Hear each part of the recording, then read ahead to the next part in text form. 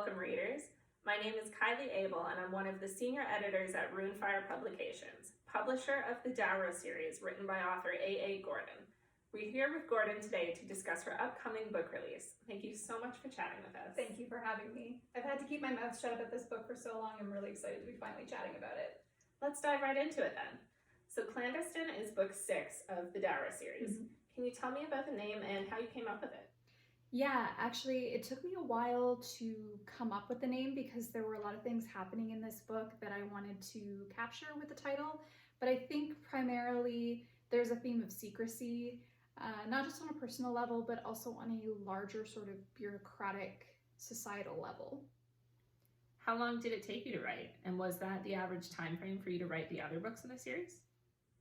So for the other books, I actually wrote them years ago. I wrote the first version of The Wayside when I was like 16, and I was just polishing it over and over and over again. This is the first book, book 6 is the first book I've written from scratch in a long time. I think the conceptualization process took about a year, and then by the time I actually sat down to write it, maybe about 6 months. What can we expect from this book as far as characters, plot, tropes? Is there anything especially unique that you can share with us today? The main characters are witches or some kind of witch hybrid for the most part. The plot revolves around the main character learning about her power. It's a reverse harem, which is the first I've ever written, so that's going to be interesting. I've read them, and I know there's a bit of a stigma against them because they tend to favor the spicy content over the plot, but that's really not my style, so this is a super slow burn. The story will pick up in the next book where things will really start to pick up as far as the spice level goes, but I just really needed to take the time to make the dynamic of the reverse harem feel a little bit more believable without sacrificing plot or character development. It's also the first book that I've written in the series that is entirely in third person, because there's more than one love interest, there's a lot of love interests, so instead of having so many first person point of views, I decided to just write it all in third person. The tropes to expect would be reverse harem, slow burn, fast burn, found family, and the chosen one. And how does this book tie in with the rest of the Dowrra series? It really ties in with book 1, but it also sets the stage for the next book where all of the different storylines are going to start to converge. All of the foundations for everything that's going on with all of the other races has been laid in the other books. So this is actually the last book that will be able to be read as a standalone. The rest of the series from here on out will focus on more of the overarching themes like the war with the humans and the Destroyer and the Angeli Mortis and of course Hudson's scheming. Finally, I think we've all been wondering what's going on with Hudson and his seemingly shady plans. Were there any challenges or surprises that arose for you while writing this book? It was not supposed to be a reverse harem. Characters have this way of informing you about what they want and who they are. This book was supposed to be from a whole other perspective, but then Melisandre, who is now the main character, just would not take a back seat. It's part of why the book took me so long to conceptualize. And then she started having all these love interests and she didn't want the first guy I had her with. So I just let her decide what her character wanted, and here we are. We put out a call on A.A. Gordon's socials asking for reader questions, and we received comments and messages from readers who want to know more about the Dowrra series. The first comment is from someone who wants to know more about Hudson. Hudson. Everyone wants to know more about Hudson. I mean, including me, if I'm being completely honest. Like I said before, characters have a way of taking on a life of their own in my head, so sometimes I don't even know what they're up to. But I am happy to report that you will get your wish for the next book. Hudson is in it a lot more, and you kind of get a new perspective of him as you get more of an idea of the scope of what he's doing. Excellent. That will certainly satisfy your readers. I'm so glad I'm not the only one who's curious about his endeavors. Another reader asked, what inspires your writing the most? Inspiration can come from the most unexpected place at the most unexpected times. Dreams, or I can see someone wearing a piece of clothing that triggers some kind of idea to incorporate somewhere. I have so many notes that I'll frequently refer back to just for ideas. But other books, TV when I occasionally get the time to watch it, and just everyday people can impact me too. Who is your favorite author? It changes all the time, but right now I'm really liking SJM. A couple of my favorites have been Holly Black, Carrie Marie Moaning, Sharon Kenyon, and Ari Salvatore. I'm with you on Sarah J. Maas.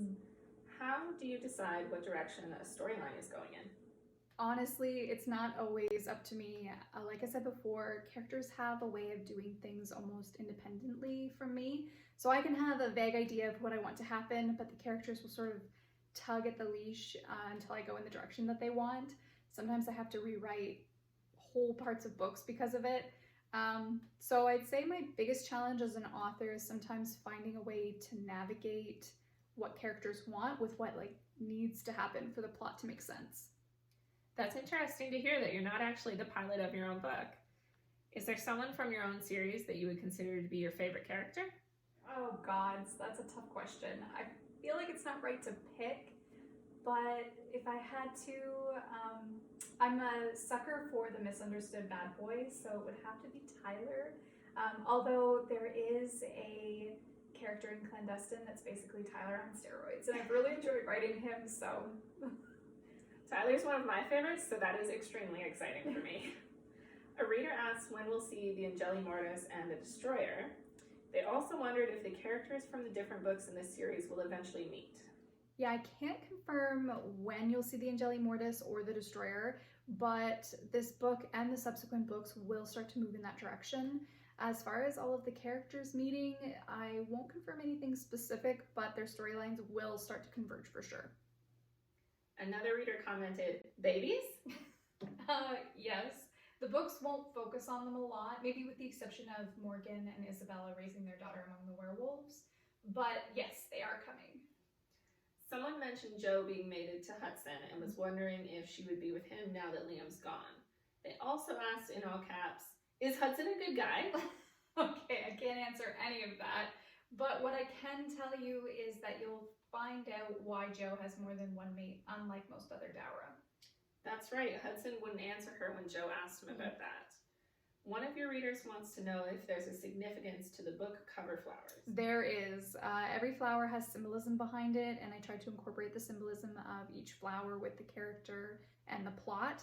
And the flower that appears on the front cover is always mentioned at least once in the story. I wonder how many readers picked up on that. Comment below if you did. One reader had a few different questions for you. Which part of the book was the hardest to write? Which part the most fun? And is this the final book? Although you've already alluded to the fact that it's not. No, it's not. Including this book, there's going to be 4 or 5 more. I finally mapped out how the rest of the series is going to go, which is really exciting. But the best scenes to write for sure are the sex scenes. Not just because they're sexy, but because I usually try to work up to that moment when characters become intimate. So when they finally do the deed, it's really satisfying. The hardest scenes are probably like physical conflict. I know some writers are different, but I see the scenes in my head like a movie when I describe them. So fight scenes are hard because there's so much action that you just want to be lazy and say like they fought. But describing parts of it can impress the reader and give them some respect for the character, like for their fighting prowess. So the trick is to do that without being too descriptive, because you can quickly ruin an action-packed scene by making it really boring, and then people are scrolling or flipping by it. Great tip for readers who are also aspiring writers. And finally, the reason most viewers are likely here, several people asked for the publication date. Absolutely. The moment that everyone has been waiting for. The publication date is June 17th of this year. It will be available for pre-order before that, after the cover reveal. And we can expect the cover reveal on May 20th, correct? That's right. Well, that's all the questions I have for you today. If anyone has any additional questions, please comment them on this video or send them to us privately. I know I love an excuse to sit down with Miss Gordon again to learn more about the Dowrra series. Thank you so much for sharing with us today, and I look forward to editing Clandestine. Absolutely. I can't wait for everyone to enjoy it.